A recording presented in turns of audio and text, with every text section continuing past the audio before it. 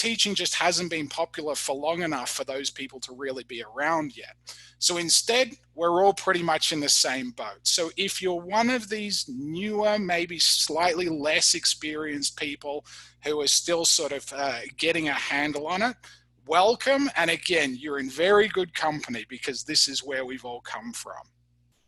So let me explain a little bit then about why I've chosen to talk specifically about face-to-face teaching as it relates to online teaching. So a little bit of background for me. Up until very recently, I was working with a company called Laureate, working as their manager of quality assurance and professional development, which means that I was heavily involved in teacher training and ongoing professional development. And the part of that is that's most relevant for this is that Laureate has its own online language school, which is called Laureate Languages Online. So two of my large responsibilities in that area were both ongoing development for teachers and ongoing teacher training, but also doing initial training when people were joining the school, okay?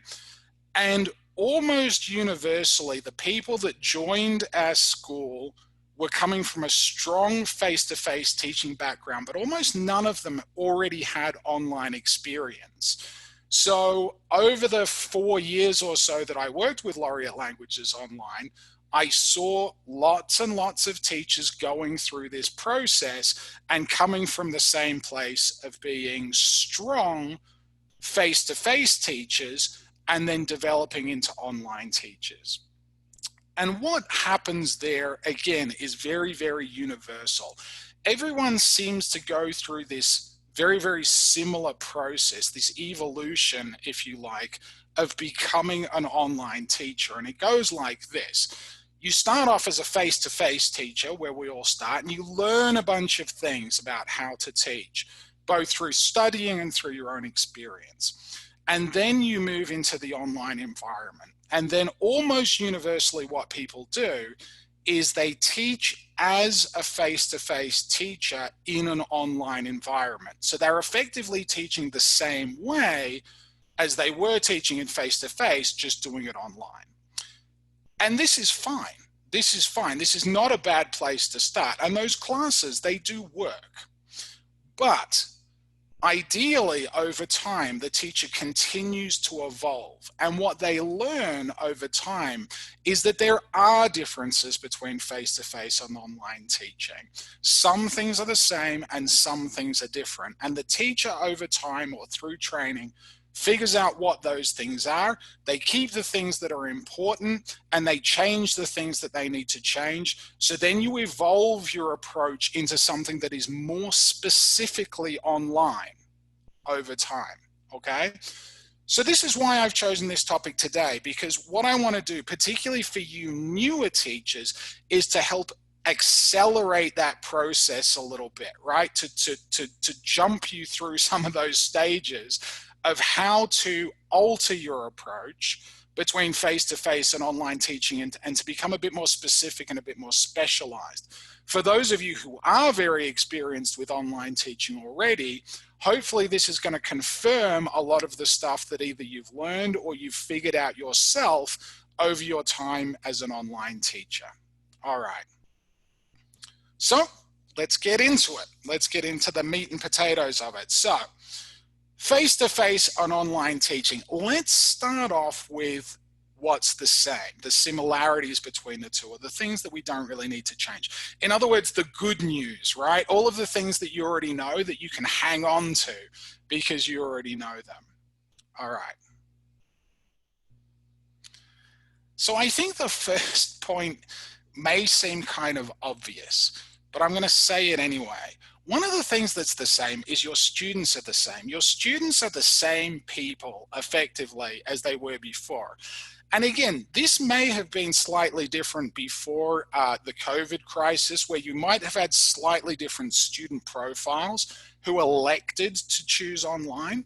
But particularly what we're getting now is students who are being forced to study online. because they don't have options anymore. Universities are shutting down, language schools are shutting down, you know, temporarily, and everything's getting pushed online. So effectively, you're talking about the same profile of student and so on. All right, that's obvious. So what does that actually mean? What that means is a lot of what we do as teachers is very, very humanistic, right? And what you've learned over your time teaching face-to-face is how learning works and how people work. You've gathered a lot of information, either knowingly or subconsciously, about learner psychology, about how people learn, about what makes them tick, and about general pedagogy of what works in the classroom, what makes people learn, what's effective and what's ineffective. You've learned what students like, you've learned what students don't like, you've learned what makes them pay attention, you've learned what makes them respond, okay? All of this is the same, effectively. What's changing is the mode of our delivery, which means the details of what we're doing is different. We're going to come to that in a second. But it's really, really important to recognize the fact that over your years as a face-to-face teacher, all of this stuff that you've learned is still incredibly relevant. So we want to focus on making sure that we're taking advantage of that knowledge the same way that we would do in a face-to-face classroom. So what are some specific examples of this? Okay, so 2 examples there. One of them is interaction patterns. Again, I think there can be a little bit of a trap that some teachers fall into when they start face-to-face teaching. Is I think some teachers, particularly in the beginning, have a tendency to move more towards lecture style and high amounts of teacher talking time. Well, I mean, if that's your approach in your regular classes, what am I to say about that? But for those of us who know that we're aiming for more student production and where they're aiming for less teacher presence in the classroom, we still want to keep this focus on effective interaction patterns. So as much as possible, we want to focus on student-to-student interactions or group interactions where the students are producing as much as possible. And again, student production in general. If we want our students to come out at the end of our course being able to produce the language, if that's one of the aims of your program, then we're going to have to take every advantage in the classroom of focusing on student production. And again, the mode of this is going to be a little bit different because our tools are going to be a little bit different.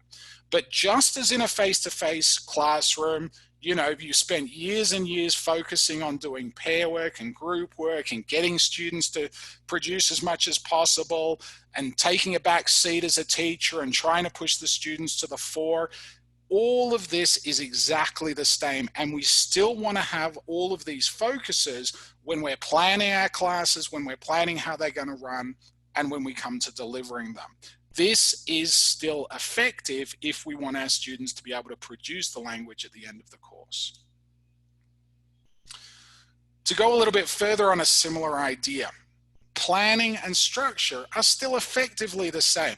Now, I've put an asterisk next to these two because there are some differences. So let me speak about these in slightly more detail.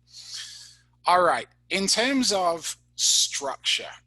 So again, the way students learn is the same. And what is an effective learning structure for a course for students in face-to-face is going to be the same online. Excuse me. Now, what's different here is that you may be different using different modes and you may be different using different tools. So you may find that your structure is split up a little bit, even if the overall idea is the same. What do I mean by that? Let me take as an example the structure that we have for our courses in Laureate Languages Online. The overall structure used in Laureate Languages Online is a very, very simple PPP model, okay, that we're all very familiar with: present, practice, and produce. That's what the students are experiencing over the course of a unit or over the course of a week. But that doesn't mean that that's what's happening entirely in a synchronous class, in a particular class that the teacher delivers. Because in the online format, what we have is a whole nother tool, which is the online platform that the students study apart from our live synchronous classes.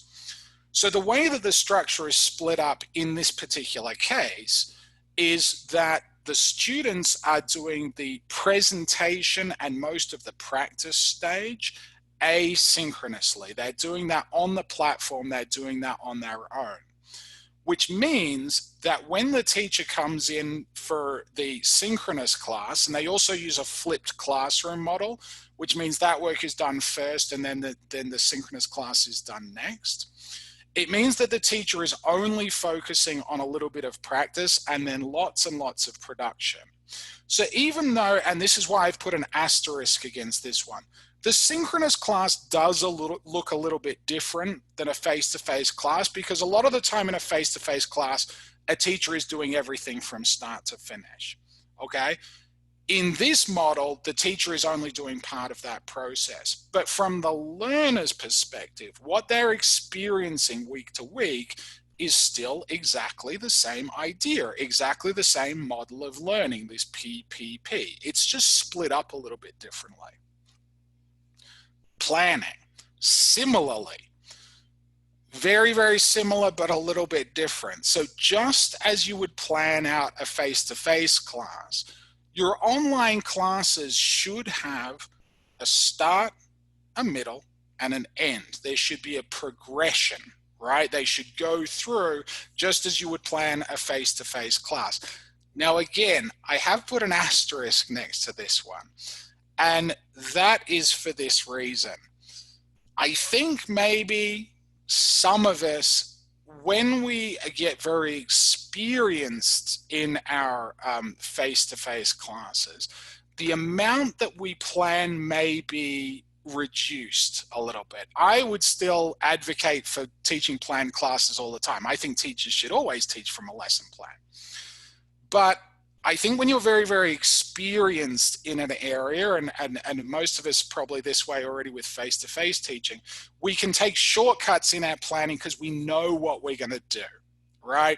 So your lesson plan might say something like doctor and patient role play, because you know what that role play is and you know how to set it up. You've done it before, you know how to give the instructions, yada, yada, yada. When we are newer to online teaching, what we might find is that it's a good idea to go back to how we were when we were very new teachers. And a lot of us, and I would include myself in this, when we're new teachers, we tend to plan quite a lot. I know when I started teaching a long time ago, I used to plan everything, and I used to plan out my instructions and exactly what I was going to say and how I was going to set things up, you know, and I'd keep track of all the materials that I needed, et cetera, et cetera. And I kind of stopped doing that a little bit as I got more experienced. If you are new or newer to online teaching, I would recommend going back to that. It's harder to do things on the fly when you're a little bit less experienced with the format. So your overall approach to planning should be the same. Everything that you know about what makes a good lesson plan is the same. The reason I have the asterisk is I would say if you're still kind of new, just go back to sort of more rigorous planning, if that makes sense, and don't be afraid to really sort of script things out and be quite detailed in how you're planning. But overall, planning and structure, the same. This is all stuff that we already know. All right, so what comes next? What else is the same? Ooh. All right, dynamic, classes, work, kapow. All right. Another thing that we know from our face-to-face teaching is that it is really, really important to keep students focused and keep students interested. And this is exactly the same, if not more so, in our online classes, keeping our classes interesting and dynamic.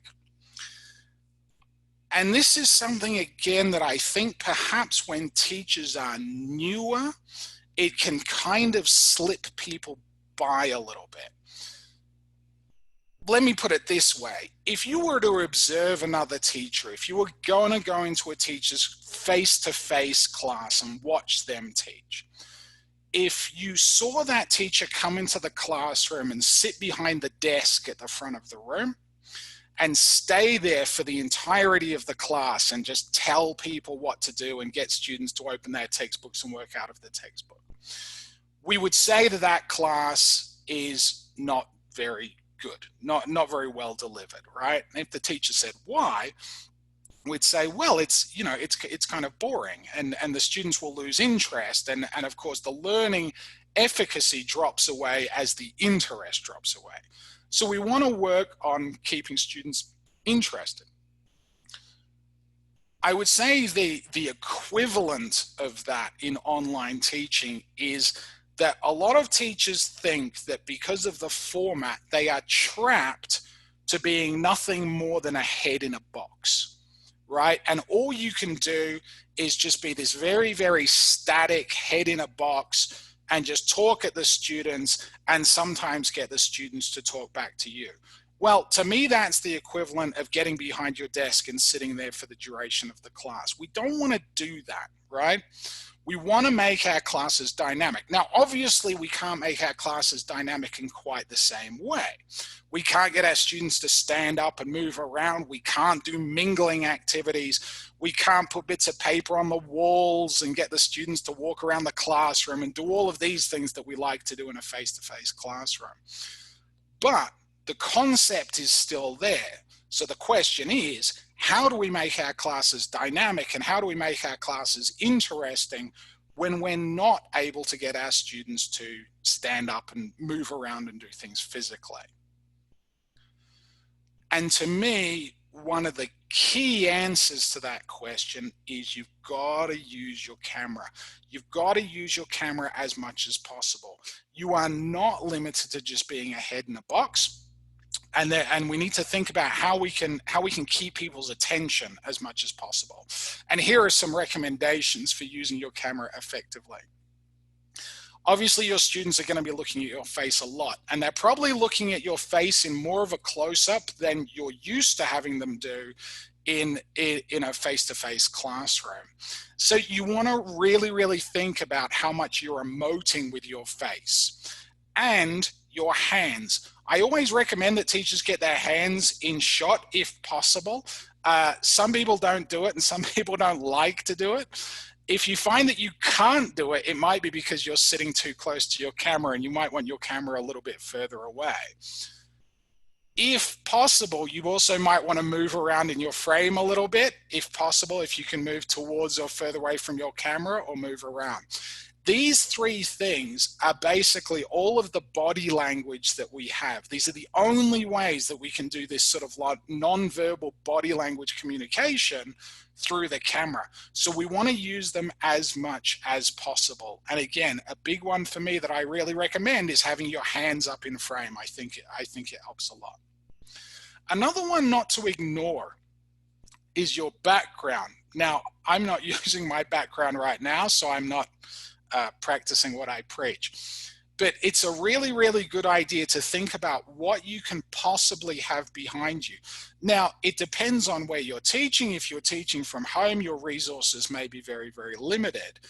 But it is possible, if you have the resources, to use this space behind you, okay? We have teachers that I've observed that have like perhaps little personal whiteboards that they can write information on. Things like, you know, the topic of the class or the agenda of the class. Potentially also if you have poster paper or butcher paper and you have some markers, you know, you can write on those and use those as well. So don't ignore the use of this space behind you. You can potentially do things with it. And you can use the digital background like our presenters are using today, but don't be afraid to go low tech, right? You just use whiteboard or paper or markers or whatever you have. The other thing that I strongly recommend of making your classes a little bit more interesting with your camera. And it's also just a nice shortcut to keep things simple, is I recommend always keeping next to you wherever you teach a pad of paper and something to write with, so that you can write things or draw things or make diagrams or whatever, and then hold them up and show them to the camera. Now, in order to do that, you do not want what I have here, which is a ballpoint pen, because it's thin and it doesn't come out on camera very well. What you want is a nice fat marker that leaves like a nice thick line so that you can draw things, okay? And this goes together with this idea of going low tech. I think another trap that some teachers fall into is they think that because they're online and because they're doing online teaching and because they are using perhaps PowerPoint slides and so on, that everything needs to be digital, that they always need to use Google Images or something, or find clip art or photos or whatever. Absolutely not the case. I know when I was teaching in face-to-face classrooms, I would draw pictures a lot. I'm terrible at drawing, but I can draw things very quickly, right? So again, particularly if you're covering like lower level vocabulary, sometimes diagrams or things, it can be much, much quicker for you to quickly draw something. I can draw a pig much more quickly than I can describe what a pig is. And someone can look at my little piggy drawing and they can understand what it is that I'm trying to communicate. It's the simplest way that I know how to do it, right? So go low tech, use these tools. Always keep paper and a nice fat marker next to you, and use your camera. And recommend that your students do the same, and think about ways of getting your students to use their camera and draw pictures and use pens and paper and do these sort of things. And the last thing there is realia as well. Of course, not just from your side, but from the student's side. We can get them to show the things that they have sitting around. So all of these are ways that we're going to use the camera to try to emulate, replicate some of the dynamism that you would be doing in a face-to-face class, making things a little bit more interesting, a little bit more exciting. The other thing that we're going to talk about when we're talking about dynamic classes is that we're going to look for variety as well. We're going to mix it up as much as possible. And some of the key elements that we want to think about are obviously activity types. And if you're planning your classes correctly with a beginning, middle, and end, you're probably going to run through a bunch of different activity types anyway. But also think about our interaction patterns. Are you going to do things in small groups, big groups, in pairs? Are you going to do things as a whole class? Mix up those patterns as much as possible. Partners. Try to make sure that the students are always working with different people. This is also a trap that we can fall into depending on the platform that you're using. So if I know Zoom does this, if you have a look at the participants list, it alphabetizes people's names. So then if you're always doing pairs 1, 2, 1, 2, 1, 2, there is a chance that you may be constantly putting people together. Make sure you're not doing that. Make sure you're introducing some variety, putting people together with different partners. And also have a think about what is the actual activity? What is the student actually doing from activity to activity? Are they doing things with the camera? Are they doing anything with media? Are they watching videos? Are they listening to audio? What is the outcome of the task that they're doing? Are they agreeing with each other? Are they disagreeing? Are they reaching a consensus? Are they finding information on each other? Are they reporting things back? Again, what we're talking about here is variety, variety, variety. We always want to keep it different and interesting and keep our students on their toes as much as possible, okay? Again, mix it up. This is going to make an interesting and dynamic class. So what's the same? Another thing that's the same, dynamic classes work. Dynamic and varied. And you want to think about that as much as possible, and you want to think of interesting and creative ways of making that happen. Just to go back to this one as much as possible. This one to go back to for a second. The other place where you're going to notice how well you're doing this is in your planning, which is another reason that real planning is very, very important. As you're going through things one at a time, it may be difficult to notice how much variety you're introducing into your class. So this is why, as a last step of your plan, when you finish your lesson plan, what you want to do is stand back from a bit and look at it as a whole, right? And look for patterns and look for repetition and be like, oh, these activities are good, but I've noticed it's like watch a video, then listen to an audio. That's too much. I don't want to do that. Or this is pair work. Maybe I should put something in the middle to mix it up. So again, planning is super important here. And this is where you're going to notice how much you're achieving this goal of keeping variety. All right. So that's our dynamic classes. My last point on this particular subject is personalization, okay? And there's really two sides to this that I'd like to talk about. Personalization is super important. And what we know from our face-to-face teaching experience is that personalization is really important and students respond to it extremely strongly.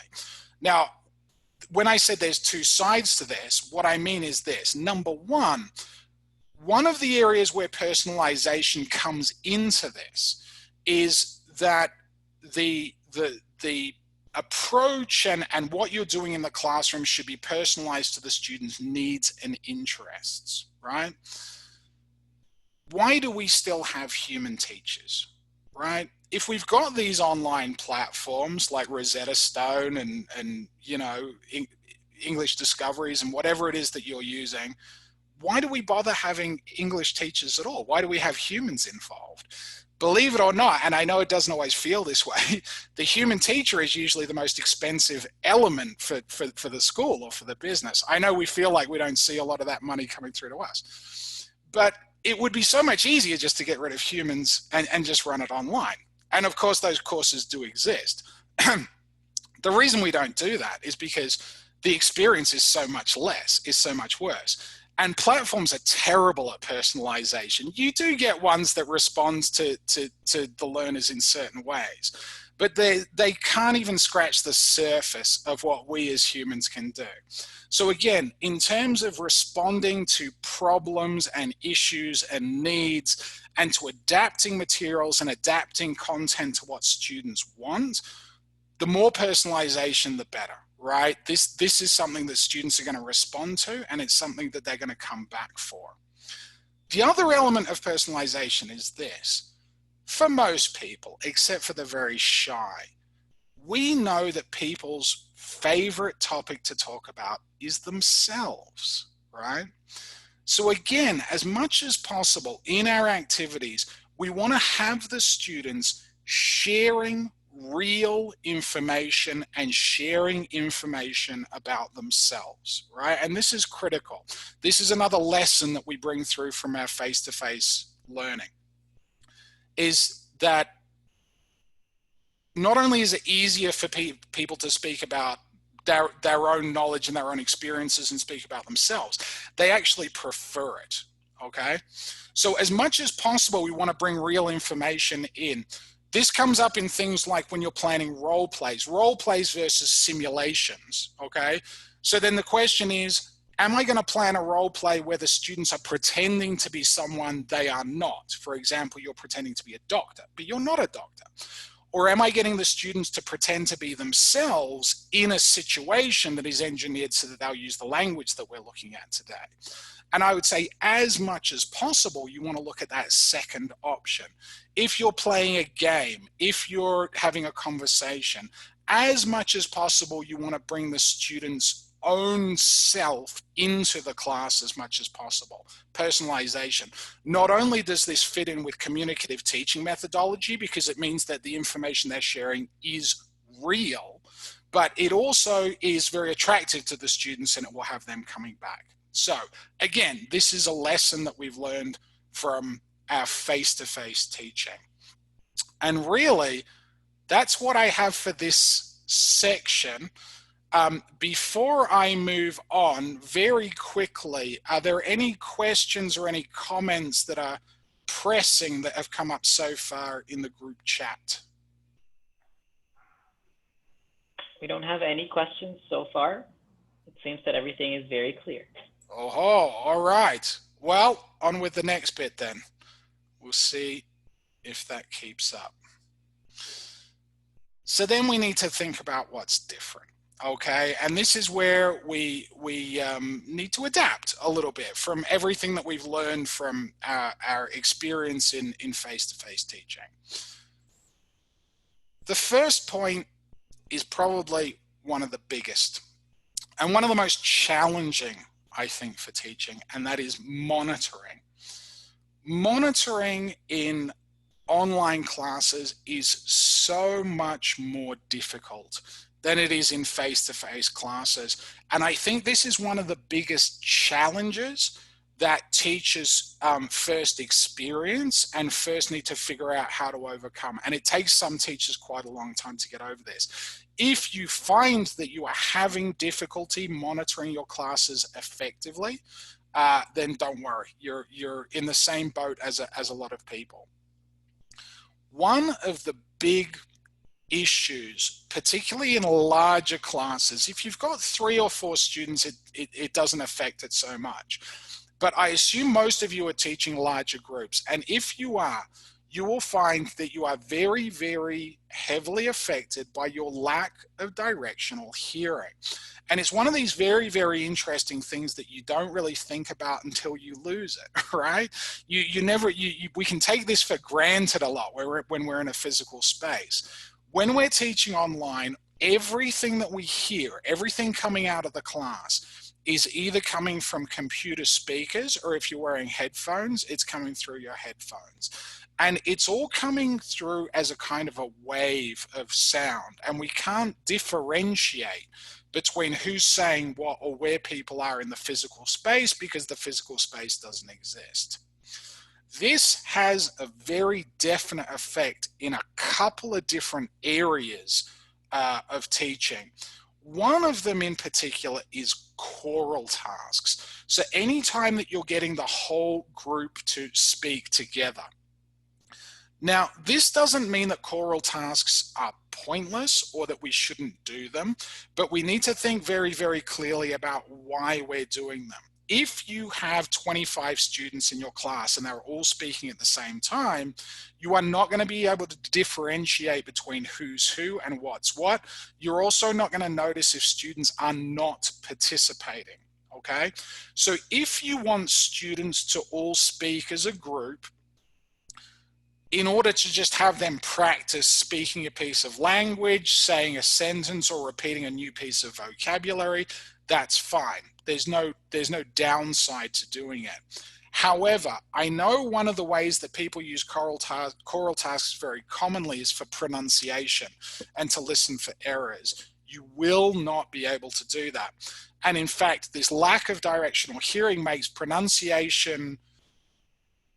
covering pronunciation in any way very challenging in online classes. A, because you can't differentiate between people, and B, because because you have to do it one at a time, it's very time consuming.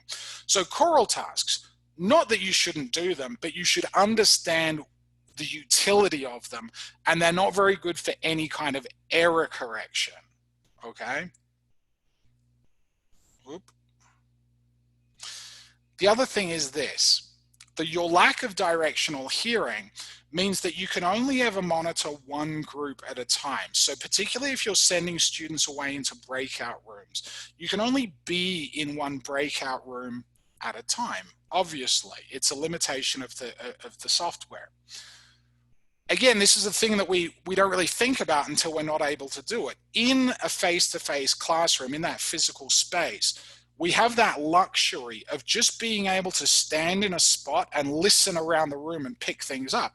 You might not be able to pick up detail, but there's things like, oh, the right-hand side of the room is completely silent.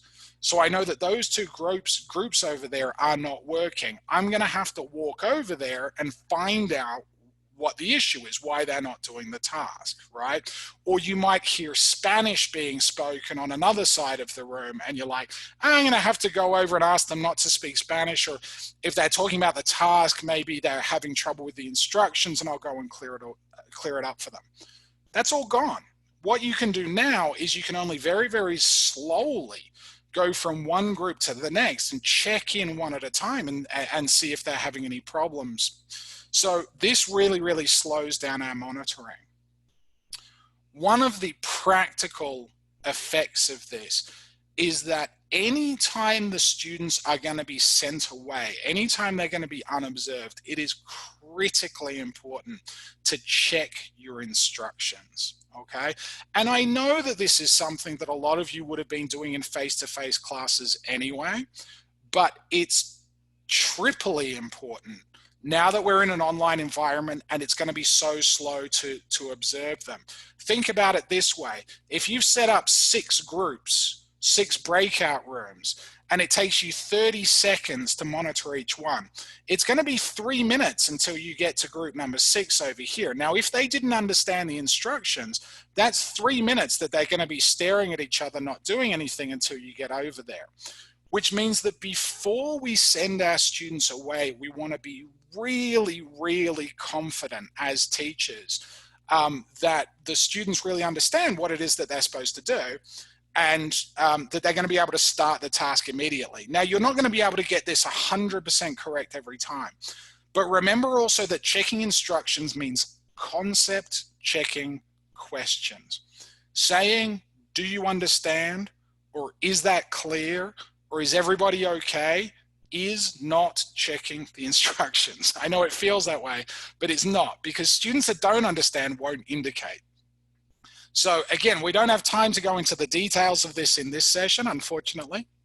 I would love to spend more time on this, but asking effective concept checking questions is critical anytime the students are going to be out of the main room and anytime you're not going to see them.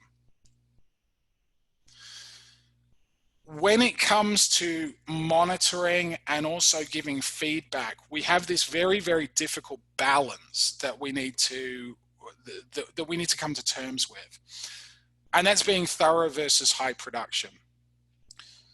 If we are thorough, if we try to see as much of the students as possible, it means that overall in our class, we are going to have low production.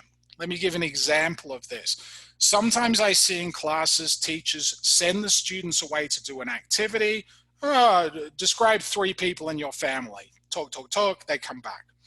Then the teacher goes group to group and gets the students to feedback on what they've done, and they do group by group.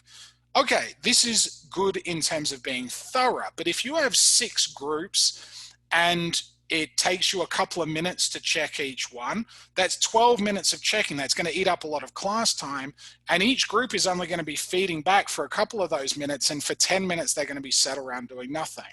So although that's thorough, and there is an argument to be made for that, if you keep doing that, it means that the time that you have for student production is going to be very low, because you're going to eat up a lot of class time looking at individual people.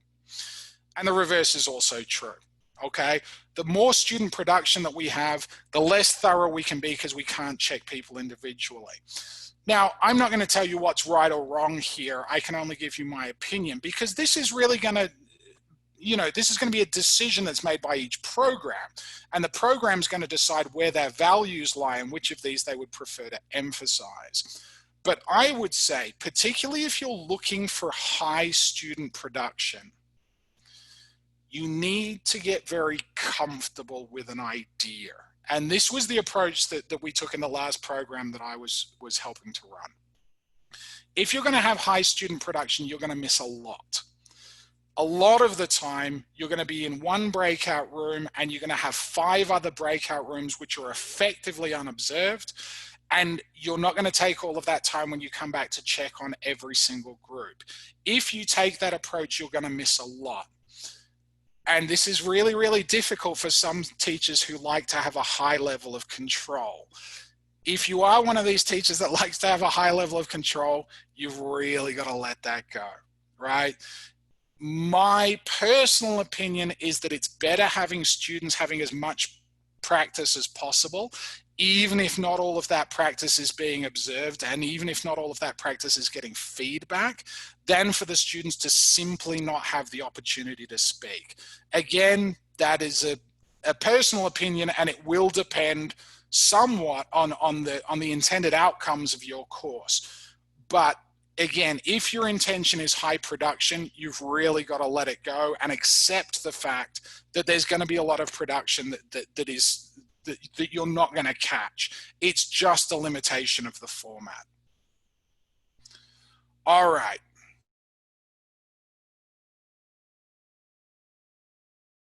To another topic, which is timing. Another between face-to-face and online teaching, and you probably noticed this already, those of you, even if you've only been teaching for a short amount of time, is that everything takes longer online. Everything takes longer than you plan it for. Everything takes longer than you think it will. If you think it'll take longer than that, okay? So when we're planning things out, we want to have as much flexibility in there as possible. The other thing is there are some areas where a lot of time gets wasted, right? And there are some habits that we can pick up which do help at least to alleviate some of this pressure on the time in class. The first one you see there is check your instructions. Now, this one may seem sort of counterintuitive because it does take time. After you've given the instructions, what you want to do, particularly if you're in a rush and the clock is ticking, is you want to get into the activity and start it. Checking your instructions is an investment of time. Yes, it may take you another minute to check your instructions properly through concept checking, but that is time that's going to come back to you, because it's better to take a little bit of time there making sure you've got it right than to have the students go away, not be able to do the task or do the wrong thing, and then you have to stop everything and you either have to bring everybody back or you have to individually go through each room and re-explain that, blah, blah, blah, blah. It's crazy. So take that time. Yes, it costs you a little bit of time in the moment, but you'll get that time back. This is a time-saving habit to get into. The other thing, and the example that I just used of checking in the groups, I do recommend going for more general feedback and not trying to give a lot of individual feedback. If you have 20 students and you're trying to give each one of those 20 students individual feedback, it's gonna cost you a lot of time.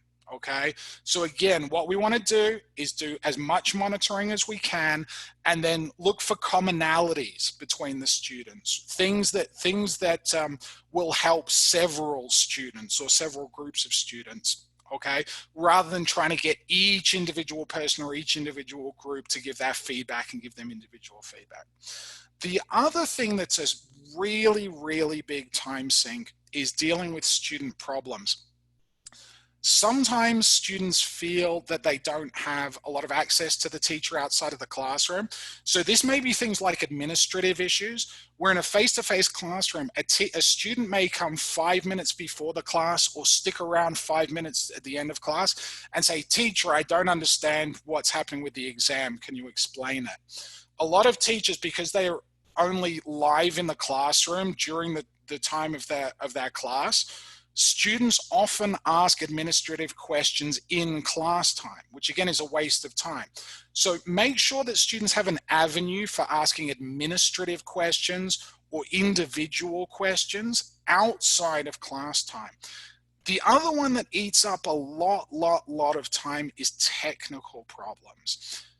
Teaching online, your students are guaranteed to have problems with microphones, problems with cameras, problems with the software, problems with the platform, all kinds of things.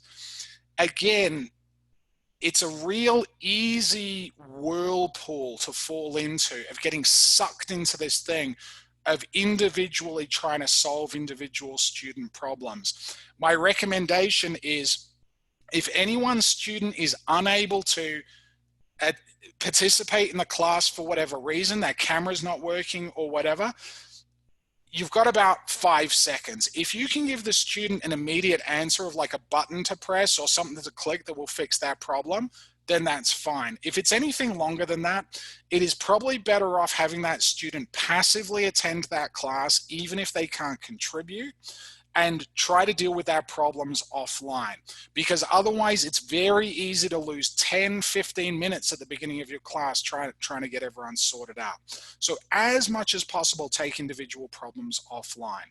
Otherwise, you're just going to get sucked into using a lot of time. All righty. Another big difference between face-to-face and online teaching is nominating. I see this in almost all of the classes that I observe. It is very, very common for teachers to ask a question to a class and to be met with no response. Okay. Oh, can someone tell me their favorite movie? Silence. Okay. This is due to a couple of things. Number one is that it is very, very easy in online classes to hide. It's harder for you as a teacher, this comes back to monitoring, for you to track who has spoken and who hasn't. Because again, in a physical classroom, the way a lot of us teachers do that is you kind of remember the areas where people have spoken. The front of the room's been busy, this person on the side has been busy, I haven't heard anything from the back. It's very, very easy to hide in online classes. So students have a tendency to not respond if they don't want to respond, yeah? The other thing that I find is that teachers are very, very, they're less comfortable with silence in an online class than they are in a face-to-face class. So in a face-to-face class, a lot of teachers will just wait until somebody speaks. The other thing you can do in a face-to-face class is you can kind of stare at one student. You can give them the old hairy eyeball, right? So that they know that if no one else speaks, Gendry, it's going to be you because I'm staring at you, and you sort of feel that pressure. So it's a lot easier in a face-to-face classroom to get somebody to respond. In an online classroom, people do have a tendency to stay quiet and they have a tendency to hide, which means it's very, very important to change your approach to much more nominating. Keep track of your class. If you can, try to remember who's spoken and who hasn't, and use open questioning less, particularly if you do it once or twice and you get little or no response. Just drop it, stop doing it, and instead be like, okay, this is a class that's a little bit shy, and instead every question I ask, I'm going to direct it towards an actual student from the participants list. Okay, nominate and direct your questions to specific people. The other benefit of doing this is it keeps the students on their toes. Because again, students that realize that you tend to tend to ask a lot of open questions are the ones who may hide. They may have, you know, some other program. They may have their web browser open in another window, you know, and they could be, you know, watching a YouTube video quietly or doing whatever they want, right? Because they know that they can just kind of like hide out. If they know at any time, Roberto, bang, that you may come at them with a question, then they know they have to be on point all of the time because they don't want to be embarrassed by being asked a question when they weren't ready, okay? So asking open questions, it's a habit that we bring across from face-to-face classrooms. I would say reduce it, perhaps even remove it entirely if you have a class that doesn't like to respond, and get nominating much, much more. Okay, it'll help to move things along. And this is my last general point in this area of major differences between the two modes. And it's kind of a tricky one, community and rapport. I find this one quite interesting because I personally believe, and you may disagree with me, that building rapport with a class in a face-to-face classroom is generally quite easy. If you have very, very reluctant students, if you teach at high school or so on, you may particularly disagree with this, and you might say it's actually very difficult. But particularly with adult learners and people that want to be there, it's generally quite easy to build rapport. Be friendly, be positive, you do activities and so on, and people galvanize over time. There's a sort of a natural flow towards this. However, I also recognize that this is much, much, much more difficult to do online. It's really hard. Some of the natural tools that we have for organically creating community and rapport are gone. Let's just think about how students experience the class. Number one, they are literally isolated. They will feel isolated because they are isolated. I know currently I am now sitting in a completely empty room, right? And your students a lot of the time are, or the people in the room with them are not involved in the activity that they're involved in. So you've already got that distance. Think also about the outside of class experience. So if you work in a language school or a university or whatever, students will come to class together, even if accidentally. I don't necessarily mean they're friends and they've arranged to meet up. I mean they're just going to be coming to the same place at the same time and they'll run into each other. Likewise, they'll leave the class at the same time and they might walk to the train station or the car park or wherever they're going, and they might chat. If you take a break in the middle, they might go and get snacks together. Or if they're smokers, they might go outside and have a cigarette and sit around and chat with each other. All of these things are gone. Kind of natural community building is completely gone. That's one challenge that we have to deal with here. Yeah. Oh, sorry. My internet, am I okay? Can you hear me? My internet just hiccuped. We can hear you now. Okay. Sorry. Did you miss anything of what I was saying? No. Okay, good. The other thing is this. As you know from your face-to-face classes, some students are shy, right? And that's just something that happens in all classes everywhere. Speaking online is a lot more intimidating than it is in the class, okay? Not only because you feel isolated, but also because you're having to deal with this alien mode of learning. You haven't learned like this before. It's all new, it's all different. Plus you also think, is my microphone going to work? Is the technology okay? Like all of these things. So take a student that's already shy. Take a student that's already reluctant to speak. Maybe they're shy in their own lives. Maybe they're not very confident in their English ability, etc., etc. Well, now that's times 10 that this student really doesn't want to speak.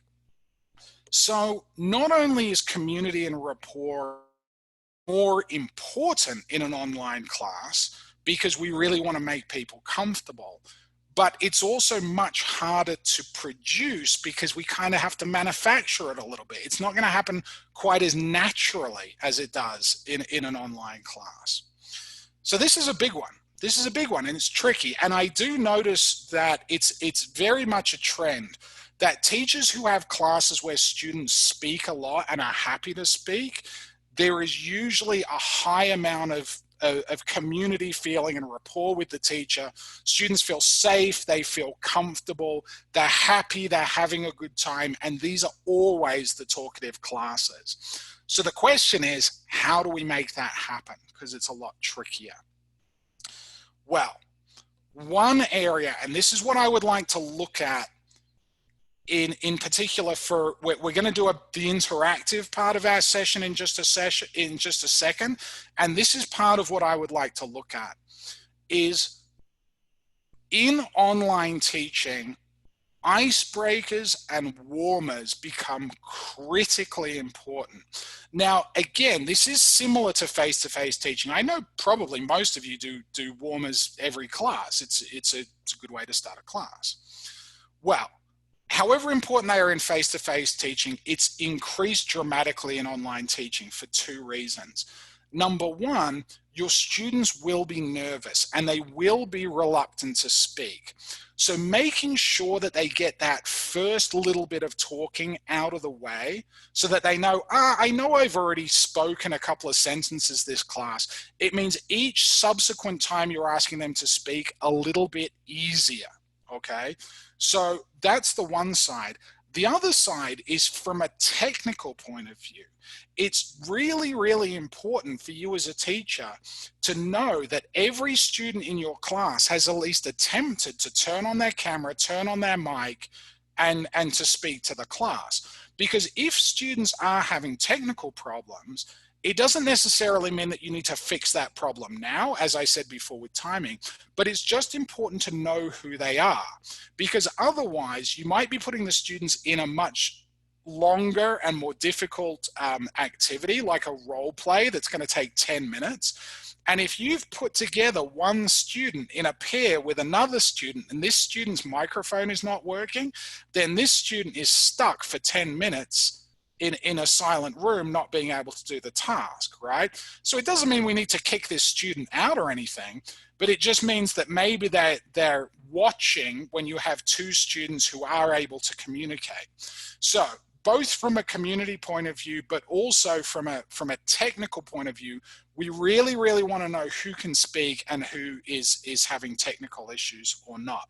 Warmers and icebreakers are critical in online classes, and I would recommend never, never skipping them, which is why we're going to talk about that a little bit as a group.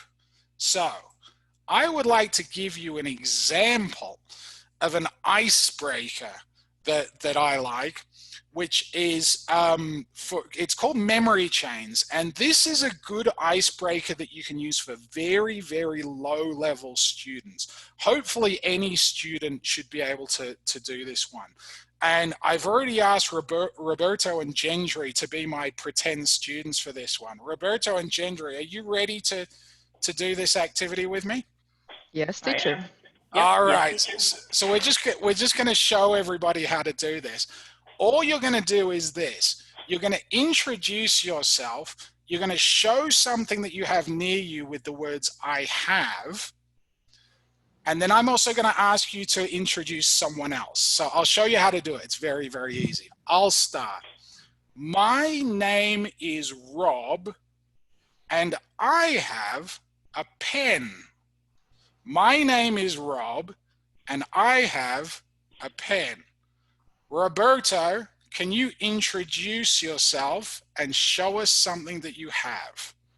Of course. My name is Roberto, and I have a pencil. My name is Roberto, and I have a pencil.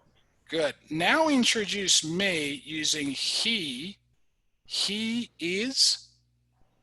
Okay. He is Rob, and he has a pen. Yes, very good. Okay, Gendry, can you introduce yourself, then introduce Roberto, then introduce me? Okay. I'm Gendry, and I have a bottle of water. Nice.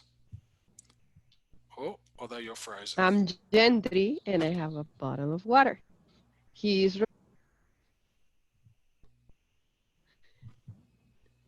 Then I think we lost Can you hear me? Yeah, now we can hear you. We lost you there for a second. Yeah, can you hear me? Yes. We can. So, what was the last thing I said? Pencil. And his name is Rob, and he has a pen. Good. So, her name is Gendry. She has a water bottle. His name is Roberto. He has a pencil. My name is Rob. I have a pen, and I have a PlayStation controller. All right, Roberto, you're going to introduce yourself with two things, then Gendry, then me. Hello, my name is Roberto, and I have a pencil and a cell phone. My name is Roberto, and I have a pencil and a cell phone. His name is Rob, and he has a pen and an Xbox controller. Gendry? Her name is? Oh, her name is Gendry, and she has a bottle of water. Excellent. Thank you very much, students. And on we go. Okay, it's called memory chains. You can do this with more students. It makes it harder when there's more people, and you can just keep adding things to make it harder to remember what it is that people had. Very, very simple icebreaker, right? This is an icebreaker that you can absolutely do with A1 level students. But the two things that I like about this also is that it has a personal element because you're introducing yourself and you're showing something you have. It is also using the camera. So it's getting the students used to holding things up in front of the camera. It's not the most sophisticated activity in the world. It's also not really hugely language based. It's using I have. Well, my name is and I have. But really the focus here is just getting students to speak, okay? We're not too worried about how complex it is at this point. And again, a good one for very, very low level students. So this is the part, this is the interactive part where I'm gonna ask everybody to participate and we're gonna send you away to your breakout rooms, okay? What I would like you to do is this. We're gonna put you into breakout rooms and I would like you to do basically just some activity sharing. You are going to come up with 3 activities for me, and I'll explain them in a little bit more detail in a second. Your activities may be things that you've done in the past in face-to-face classrooms. That is totally fine, but these must be for online classes. So you need to think about how they would work. If it involves standing up or moving around or handing people things, you probably can't do it, okay? You can either do these for pairs or groups, or you can plan this as something you would do with the whole class. Let's plan for a sort of average size class, like 15 to 20 students, okay? These are the parameters that are gonna be true for all of your activities. Now, you may want to take a screenshot of this, or if you have a pen and paper, you might want to write it down. I would like you in your group to try to come up with 3 different activities. One is an icebreaker for very, very low level students, A1, similar to the activity that I just showed you now, the memory chains. Don't worry if this one doesn't have a very strong language focus. It's just about getting students to speak. It doesn't really matter what they're saying, as long as they're speaking. The second one, we're going to go for intermediate or pre-intermediate students, B1, B2. This one, I would like you to make it a warmer, which should include some sort of language focus, and that can be anything you like. A tense, conditionals, phrasal verbs, whatever you want, something that would come at around that sort of B1, B2 level. And the third activity I would like you to come up with in your group is for advanced students. And this one is similar to the first one in that it's just an icebreaker, an introduction activity, maybe something that you would do right at the beginning of your course when people don't know each other. It doesn't have to have a strong language focus, but it needs to be something that would engage those advanced level students. Again, memory chains, I don't think our advanced level students would enjoy it too much. I think they'd find it a little bit simplistic, right? So you may want to take a screenshot of these instructions, or you may want to take a little bit of a note on a bit of paper. We're going to put you in your breakout rooms, and I want you to come up with 1 activity for each of these groups. We're going to come back here in about 10 minutes, and then we're going to share 1 or 2 of these when we come back. So you're only going to have about 10, 12 minutes. All right, Roberto, let me hand it across to you. Thank you so much.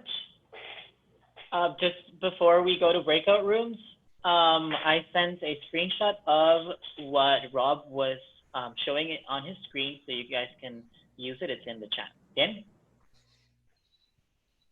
Now, we will be moving you into breakout rooms in order to collaborate with your peers in smaller groups. Here, you will discuss the topic of this presentation in more detail and apply the concepts to your personal context for approximately 10 to 15 minutes. The presenter will visit a few of the rooms to listen and interact with you. Please remember to mute your microphone when you are not speaking in order to limit the amount of background noise. And we kindly ask you to follow the conference etiquette guidelines while working with your peers. When our breakout room time is over, the host will bring you back to the main room to wrap up the session and answer some of your questions. All right, everyone's slowly coming back from the breakout rooms. We're now in the main room. Thank you very much for your participation in the breakout rooms. Now we're going to wrap up the session with our question and answer time, unless Rob needs a couple of minutes to do some wrapping up. Rob, let us know if you're ready for Q&A. There you go. There we go. Thank you. Yes, I just like to say I heard some great ideas in there. Also, I was being moved around randomly, so I apologize to anyone. If anyone was talking to me or if I was talking and I suddenly left your room, it was just because it was moving randomly. So I apologize if that seemed abrupt. But I heard some really good ideas in there. I know that was a very short amount of time.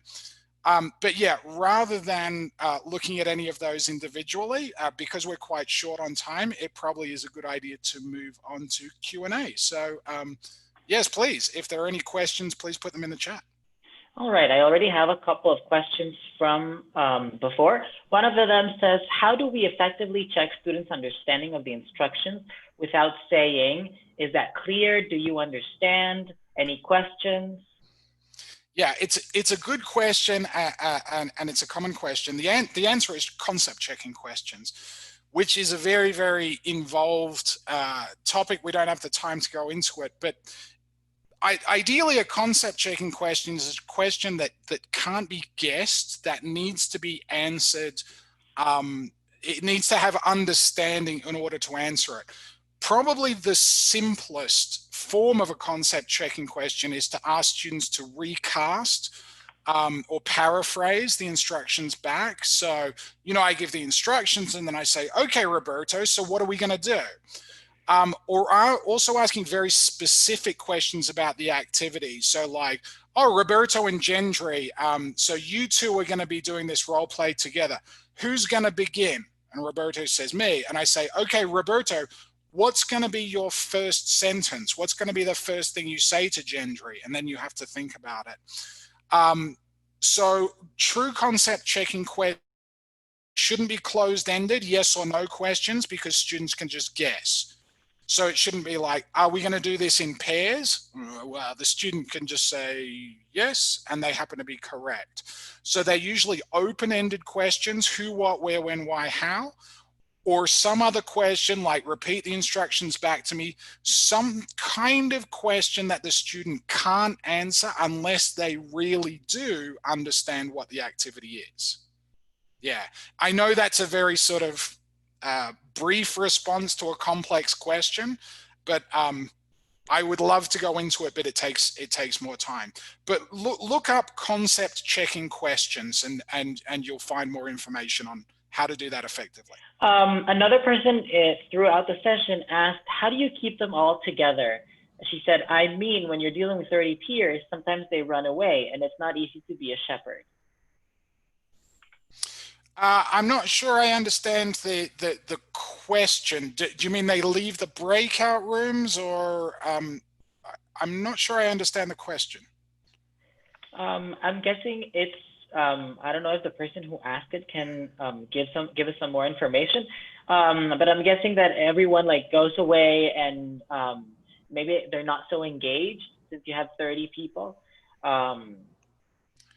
I mean, if you're talking about people actually leaving, if they're not actually present in the class, if you ask a question and there's no response and you think maybe their mic is off and they've gone away, this is an administrative issue, and it's something that the institution or the school or whoever's running the class needs to have a policy on what happens if people are effectively not attending. So if people log in, but then they won't participate and they won't be a part of the activities, then hopefully your program has something regarding attendance or some sort of motivation or some sort of penalty that will have students have to participate in the class. If you think they're in another window not paying attention, if they won't talk to other people in their group, if you think maybe they've logged into the session and then they've physically left and they're in the fridge, you know, getting a can of Coke, that's more of an administrative issue, I think. I'm not sure if that's what the question was asking. Okay, we also have Teacher Anna who wants to ask a question. I'm going to go ahead and ask you to unmute your microphone. Teacher Anna, go ahead. Yes, can you hear me? We can hear you. Okay, thank you very much. Actually, it's a question that I know the answer might be hard. I have a couple of students. I work in the private area in a private school, and I have a couple of students who they connect to the class just like to get not to be absent, let's call it that way. But I know that they just connect and leave the place and they go to a play online with their classmates. Actually, I know because some of them tell me, you know, how there are always some students who tell you everything. Yeah. What would be a comment that you would use to engage those students without, I don't want them to feel like I am pursuing them to be there or being forced. I just want to motivate them. But maybe if you could help me with any kind of phrase or idea to engage them to really be there, not because their parents must know that they are there, but to participate in the class. And by the way, they are not like bad guys. They are good good students, but of course they don't feel engaged with the class. They really miss that contact, social contact of being there with the classmates. So they just don't want to be like interacting in the class itself, but they connect and just stay there without camera, without microphone, and do any other things. And of course, when I ask something, they never appear. Yeah, it's a very, very difficult situation you're facing there, and not an unusual one. You know, in terms of all of these things, I'd say we've got the two sides, the carrot and the stick, right? The carrot and the stick. So the carrot is to try to make them want to participate. And again, we've spoken about that a little bit today already in terms of motivation. So a sense of community, if they feel connected to the other students and they like them, if they're friends with the other students, then maybe they will want to participate because it's fun and they like doing things with the other students. If the activities are fun, if you're doing interesting, creative, fun things, using the camera, etc., that's also going to help. And personalization as well. If you can find out the things that these students are interested in, and if it's possible to incorporate those topics and things into the class, then all the better. Then that's gonna work. It's certainly going to help. We can't always do that, of course, because we have groups of students, and if it's just one or two, there's a limit to how much we can cater to just a couple of students. Then the other side is the stick, right? Is there any kind of like penalty or anything that the students will get if you can show that they're not really attending, if they're not really there? The one thing that I would say an advantage for things like this that online teaching has is in terms of evidence. So we can always record everything online, and most of you are probably having to record classes for your school anyway. So again, if you are saying this student is not attending, no one just has to go on your word. What you can do is have a recording of your class, note down the time when things happened, and be like, okay, on 23 minutes in, I know I asked this guy a question and there was no response and his camera's off. He's pretty clearly not actually in the room. Do that several times and then you have evidence. So if you're going to your school administration and saying, I'm struggling with this issue, can you please help me?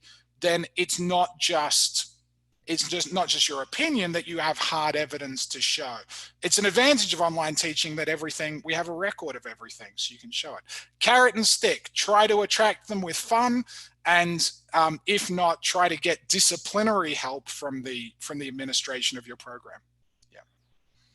Thank you very much for all of your questions. And on behalf of the organizing committee of the National Conference for Teachers of English in Costa Rica, I want to thank Robert Cummins for his presentation today and for his willingness to share his time and contribute to the success of our online event. Let's give him a warm virtual applause.